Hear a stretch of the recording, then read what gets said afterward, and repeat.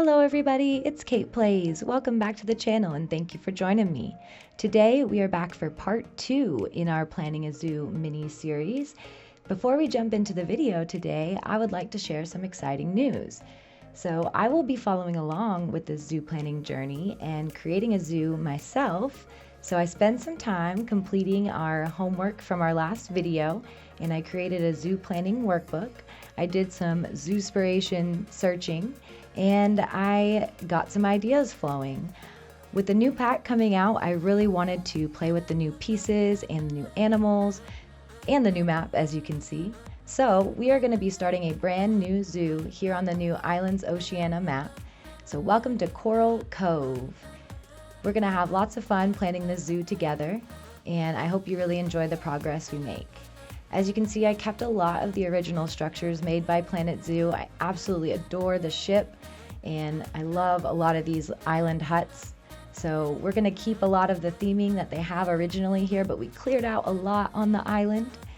You'll notice as we look at the staff areas over there, they're no longer a bunch of molten lava, as I didn't think it was realistic to start a zoo on an island with an active volcano, but we kept a lot of other scenery and pieces they had here. So today we're going to start out by looking at my Coral Cove planning workbook. We're going to talk about the zoo-spiration pictures I found, and then we're going to jump into all of the educational pieces we have for how you can plan your animal roster in Planet Zoo and make sure that it's everything you want it to be. So welcome to Coral Cove and our beginnings of a welcome center. And without further ado, let's go ahead and jump into part 2 of our Planning a Zoo mini-series. Here is our Coral Cove Wildlife Sanctuary workbook. You'll see Coral Coast on the title. When I originally filmed this, I thought that's what I wanted to call the zoo, but I have since changed my name. I think Cove fits it well. But we have the beginnings of a workbook here, an idea of a color theme, and our zoo-spiration pictures. So I'm super excited to get started on this zoo. I really love the Polynesian theme with all of the thatch roofs and all of this cool wood and tropical structures. So I went on all of the websites that we talked about and searched up some theming, and I found some really cool huts on Pinterest and Google. And then I went on ZooLex and ZooChat and found some habitats that matched the ideas I was thinking. Pinterest provided some lovely hut images as well as Google. I love this structure in the back of this zoo and this tiger exhibit, kind of blurry, but we still get the gist. I found a lot of concept imagery or drawings of the Pacific architecture, which was really cool. I love that theming gives us lots of options to work with. We also found some cool habitats of the animals. I believe that one was the quokka. And then I found some more huts, and I found some indoor kiwi exhibits, that dark one there, which is really cool. I absolutely love the cultural centers, and these little blue penguin exhibits were so cool with the rocks and the foliage. Oh, I can't wait to build for them. I've seen so many cool builds already for them. Then we have some more Polynesian style huts that will go perfect with the theming. I loved a lot of the imagery here. I found some really tropical, lush habitats on ZooLex and ZooChat that I really enjoyed. I believe this one is a wallaby or a quokka. I really loved the rockwork and the foliage, and a Tasmanian devil. Then I found Taronga Zoo online and really liked the imagery and the theming that I found. So I went online, and obviously our port isn't just like that one, but I went on Google Maps and went into Street View and found some other theming and builds and really enjoyed it. So we have a really nice beginning here to all of our imagery and zoo-spiration reference photos for the beginning of Coral Cove. And I'm super excited to begin building in this theming. The pack is amazing. All of the pieces are so great. So without further ado, let's jump in to the beginning of video 2, planning your animal roster. For a lot of us, this game is all about these adorable little creatures. Watching them roam around the habitats we create is what we live for. And even though they may be a little glitchy sometimes, hey, even our most favorite animals have their quirky little moments. We love to watch them roam around what we make. So today we're going to talk about our first step in planning your animal roster, which is thinking about the zoo size.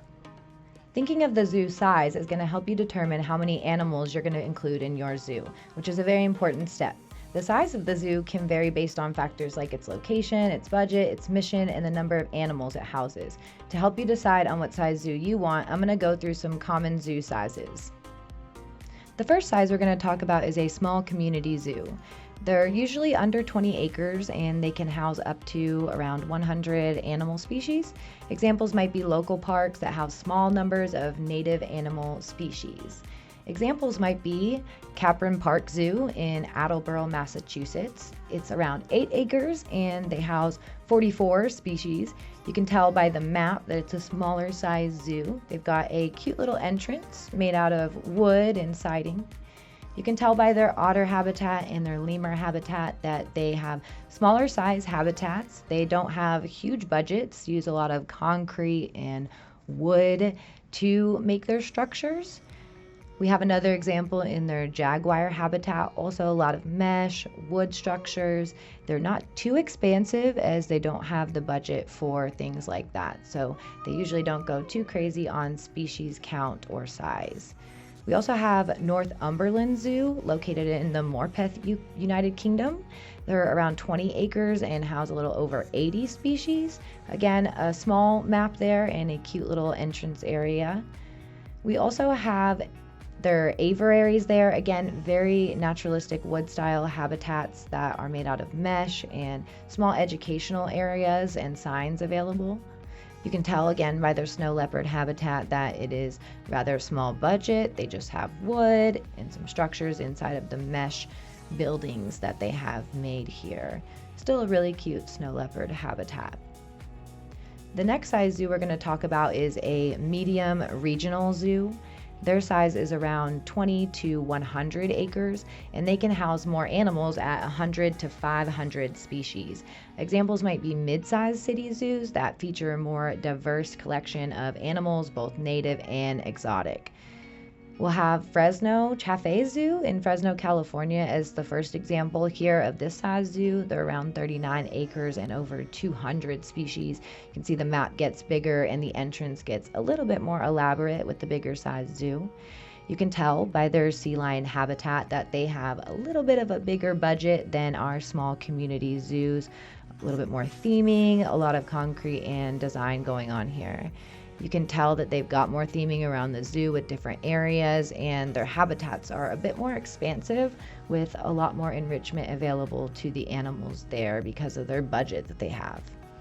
We have Woodland Park Zoo as another example in Seattle, Washington. They're 92 acres with over 300 species. They've got a more modern style entrance there with a bigger zoo map, lots more animals for you to see and room to cover. Their jaguar habitat is an example. Lots of space here for the animals to roam. You have multiple viewing areas, lots of foliage and water features. Really expansive, like I said, higher budget in these medium-sized zoos.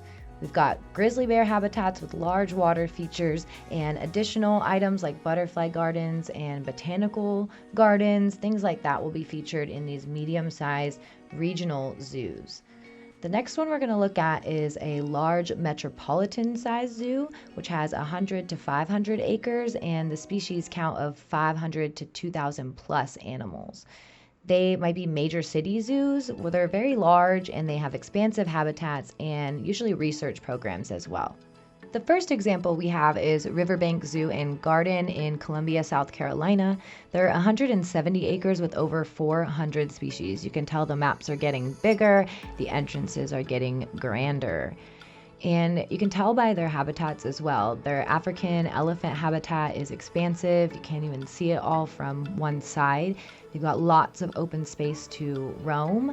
And you'll notice that they do also have lots of theming in particular areas of their zoo. As you can tell by this next habitat, the sea lion habitat in this zoo has lots of educational areas available and heavily themed, lots more budget to spend on these structures in these larger zoos. Next example we have is the National Zoological Garden of South Africa in Pretoria, South Africa. They're around 200 acres, massive size. They have over 700 species in their zoo. You can tell by the map, it's just massive, and this huge entrance, which is gorgeous. They have an okapi habitat there, which is extremely massive. Lots of areas you can't even see for the okapi to hide. Again, very expansive, huge habitats with lots of space for the animals to roam. We also have their gorilla and their chimpanzee habitats. Again, they have huge budgets. They have the availability to spend lots on these huge, expansive habitats where, as you can see by these pictures, you might not even see the animals. The last size zoo we're going to talk about is a safari park or an open range zoo. At 500 plus acres and 100 to 1,500 species. They're very large, expansive naturalistic habitats. They have lower species count, but usually higher populations of those animals due to the amount of space they have available on their lots. The first example is going to be the Wild Safari Park in Cumberland, Ohio. At 14.3 square miles, they're massive, but they have only under 25 species count in their habitats, but so many in their populations of animals there. You can tell on the map they're just massive.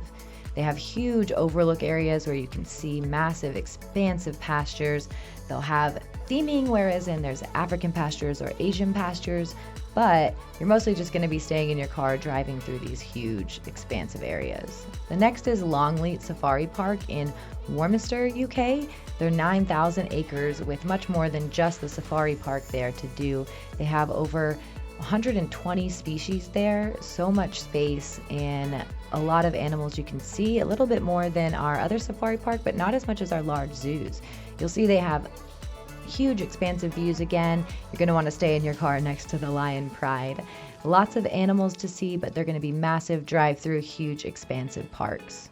Now that you know what size zoo you want, it's time to think about step 2 in planning your animal roster, which is deciding on any animal groups that you want to have in your zoo. Now, there are 2 types of animal groupings that I am referring to. One is where you lay out the zoo with habitats according to certain group criteria. And then the other is where you group animals together in habitats based on the compatibility provided to us in the Zoopedia. These 2 groupings will give you an idea about your animal roster, as well as give you a leg up for our video 3 in the series, which is going to be planning your zoo layout. So to help you today, we're going to go through a couple of different animal groupings. The first grouping we're going to talk about is the taxonomic grouping. So in this group, animals are grouped based on their taxonomic classifications such as family, order, or class. And this approach helps visitors understand the evolutionary relationships among species. Examples might be having a section dedicated to primates, another to big cats, another to reptiles or mammals, etc. As you can see by the chart here, there's many different classifications that you can go with to group the different animals within your zoo. The next way of grouping animals that we're going to talk about is the habitat or biome grouping. And in this way, animals are organized by the type of habitat they naturally inhabit, such as rainforests, deserts, grasslands, or wetlands. This grouping allows visitors to see how different species may have adapted to their specific environments. Luckily, the Zoopedia helps us out a lot in this section by providing us with the different biomes or habitats that the animals are from. As you can see, there's many different biomes within each different habitat or area, so make sure to take a look at all of the options available, not only in the Zoopedia, but online. The next grouping that we're going to look at is geographic or regional grouping, and this is where animals from the same geographic region or continent are all placed together. This approach can create theme sections like an African savanna exhibit or an Australian outback area, maybe an Asian rainforest habitat. And this is actually, I believe, the theme that we are going to go with for Coral Cove. We are going to go with an Oceania-themed park, as the whole theme will have animals from that geographic region or area. So make sure to take a look at this information, which can also be found in the Zoopedia, which is nice. Planet Zoo makes it easy for us. The next grouping that we're going to talk about is going to be the conservation status grouping, where animals are grouped based on their conservation status. There are many different conservation statuses, such as endangered, vulnerable, or least concern, and this approach really helps raise awareness about the species that are in the park and at risk, and helps to raise importance of the conservation efforts that the park and the zoo are doing. So many different conservation statuses here, all the way from not evaluated to extinct, and you'll see different charts here. This information is also provided in the Zoopedia. Thank you, Planet Zoo, helping us make these animal groupings nice and easy. The next that we're going to look at is feeding or diet grouping, and this is where animals are grouped based on their dietary preferences. We've got our herbivores, your carnivores, your omnivores, might even have insectivores, right? You've got all kinds of different diet or groupings, and this can help to educate your visitors or guests about the role of the diet in an animal's life, because it is crucial that the animals have the correct diet to survive and to be prosperous. So here you'll see various different categories, which you can find even more than just the herbivores, omnivores, and carnivores online by doing just a little bit of research. So the last grouping that we're going to look at is by nocturnal or diurnal grouping. And this one is a little bit less common, but you can see it in things like the Singapore night safari, where animals are separated based on their activity patterns. So nocturnal animals might be exhibited in nighttime viewing areas where you can see them when they are the most active, while our diurnal animals would be in exhibits where you could see them nice and active during the day. So all of these different types of groupings can help you decide what types of animals that you want to have in your zoo and help you make a fully fleshed out animal roster. With that being talked about, it is on to step 3. And that step 3 is Zoopedia hunting. So now that you have an idea of what types of groups you may have in your zoo and what size you may want your zoo to be, you can go Zoopedia hunting for all of the animals you want. Now it's time for us to scour the Zoopedia for animals that meet our qualifications, and we're going to be taking lots of notes. First thing we want to do is write down any animals that catch our eye, that we want in our zoo as we're scrolling through, thinking of our criteria. Then we want to look at our list and see if there are ones that can be grouped in either of the discussed ways, or ones that we might not want to have on that roster altogether. So pro tip is to use your Zoopedia planning worksheet to track the animals that you want to use. So what we're going to do is use the Zoopedia and my Coral Cove Zoopedia worksheet to go ahead and make the animal roster for our zoo. So we are over here in the Coral Cove Wildlife Sanctuary Zoo Planning Workbook, and we are going to plan our animal roster with a demonstration on how you can keep in mind the groupings that we talked about, as well as the zoo sizes that we talked about when you are planning your animal roster. First things first though, we know for a fact that we want to include our Oceania animals in this zoo. So let's go ahead and add them in there. We've got the quokka, the kiwi, Tasmanian devil, the little blue penguin,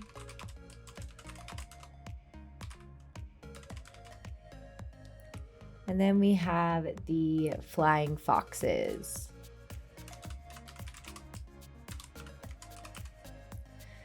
So now that we know the first 5 animals we're going to have in the zoo, let's take a look at what else we might want. First things first, thinking of zoo size. I know that I want to keep this rather small. I'm thinking of going with a small community zoo, which only houses a few species. The second thing I'm going to think about is what kind of groupings I might want. I believe I'm going to go with a geographic or regional grouping for the entire zoo. We're going to pick Oceania or similar region animals, and we're only going to have roughly about 10 animals in the zoo. So now that we have an idea using the groupings and the zoo sizes we talked about earlier in this video, we're going to dive on into the Zoopedia. So here I am at the Zoopedia, and first things first, I'm going to go ahead and think about the continent. So I'm going to go into Oceania because I know that's where I want to go. Now I'm going to take a look through and see what animals might be worth having in my zoo. Now I want to keep it small style, nothing too big. Let's take a look at the emu. So I'm going to go ahead and look at the natural habitat. Australia, that goes good. We've got a couple different regions, and temperate is in there, which is this map, which is nice. Doesn't take up too much space. Let's take a look at the species data. Decent group size. We've got them confident with humans, which is good. We can't have them enter the habitat though. And they get sexually mature pretty early. I don't think we're going to keep too many animals. If we breed animals, it'll all be about conservation and releasing them to the wild. But emu is a really good choice. So let's go ahead and add the emu to our zoo planning worksheet. Oops. I'm about as good with typing as I am with words. So let's keep looking. Ooh, the koala. The koala is a very good option. Very beautiful animals. Australia, and they also include the temperate biome. Don't require too much space, but they do require some climbing. We can have a decent sized group, not too many. Guests can enter their habitat. They do take a little bit longer for sexual maturity, but not too big a deal for us. So I think the koala is a good fit. So let's go ahead on over to our zoo planning workbook and add in the koala.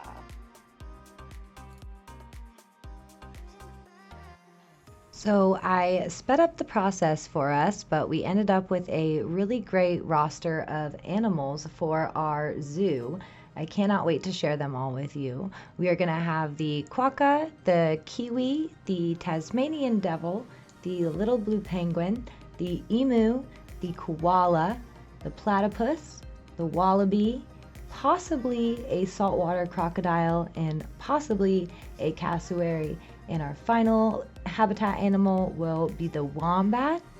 And then we are going to do the monarch butterflies as a butterfly walkthrough exhibit. And then we're also going to have the flying foxes, of course.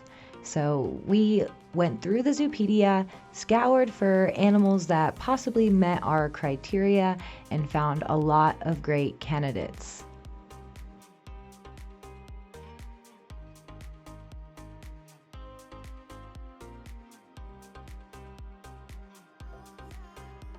Okay, so now that we've thought about the size and one of the types of groupings that we want to use for the zoo, what I'd also like to take a look at is the compatibility in the Zoopedia for these different species. So let's take a look at if any of them have any interspecies compatibility. So we'll start with the wombat. The wombat does not share. Okay, so let's look at the emu. Oh, the emu does share with both the quokka and the wallaby. Okay. What about our koala? With the red kangaroo, we're not going to have the kangaroo in there. Not for our little penguin. Now they get along with the other butterflies, but I don't know if I want to add them too, since it didn't say the continent. So what about the kiwi? Nothing with the kiwi. Nothing with the platypus. Our quokka, we know, gets along with the emu. Our wallaby, well, the croc better not. And I don't think the cassowary would, or our Tasmanian devil. Okay, so it might be possible to do a wallaby emu. So this brings me to my final tip for planning your zoo roster, and that is going to be looking outside of the Zoopedia for other compatibility sheets, and I have a really awesome one to share with you all. The first guide for compatibility outside of the Zoopedia that I want to share with you is PM0's Comprehensive Compatibility Guide. This can be found on the STEAM community workshop area under guides, not I guess under the workshop, but the guides section. And I'll go ahead and link it in the description as always. Now, it looks like we haven't quite got the Oceania pack on there yet, which is okay. We're still gonna share this worksheet because they keep it quite up to date. Here is PM0's comprehensive compatibility guide. This is really awesome. It's up to the Arid Animal pack at this point, but I am certain that they will come in here soon and update it. They're very good about keeping it up to date, one of the most up-to-date ones that I've found.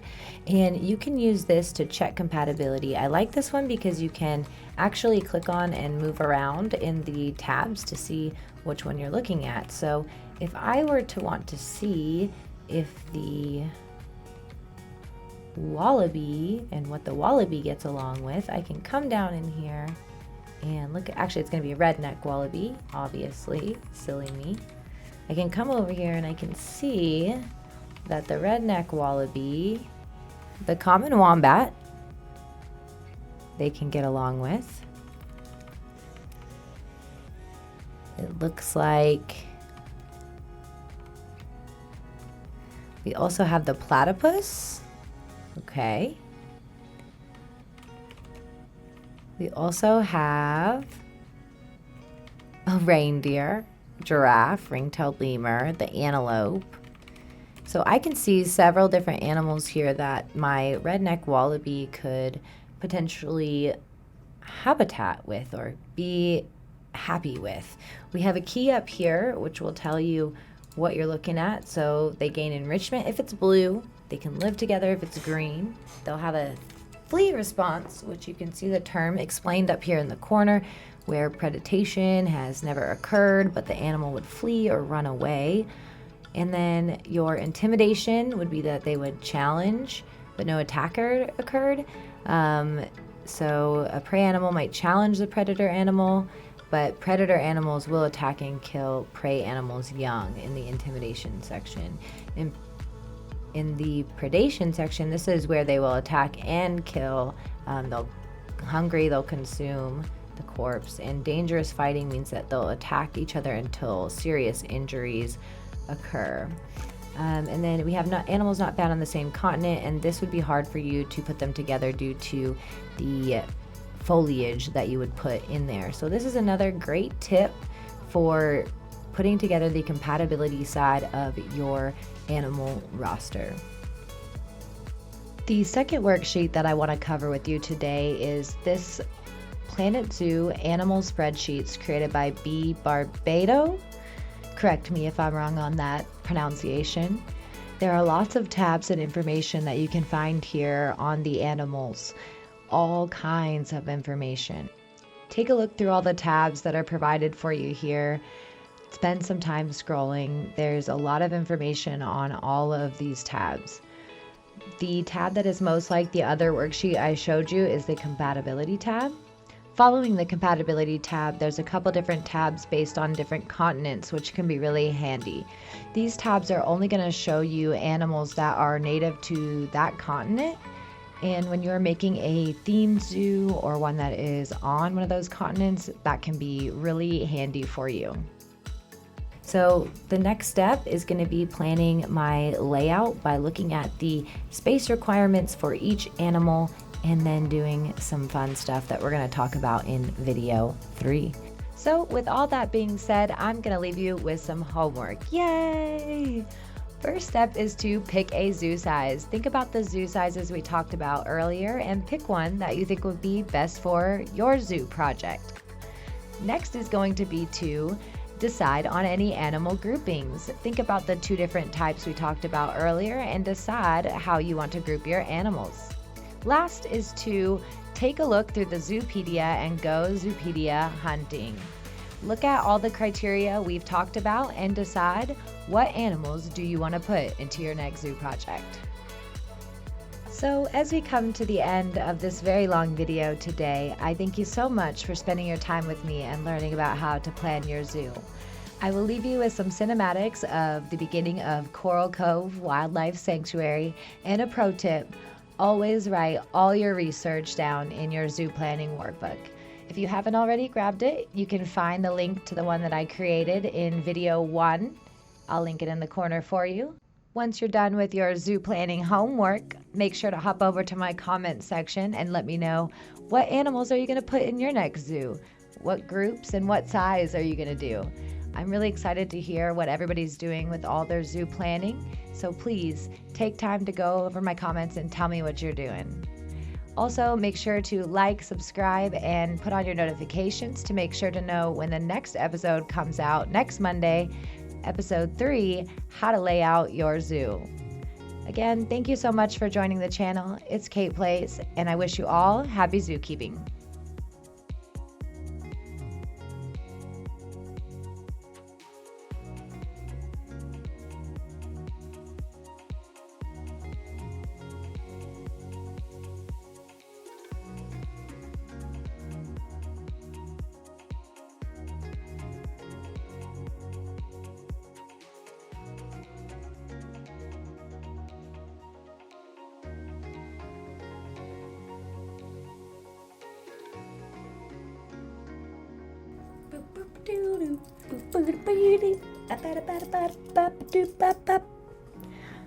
A beep, bop, beep.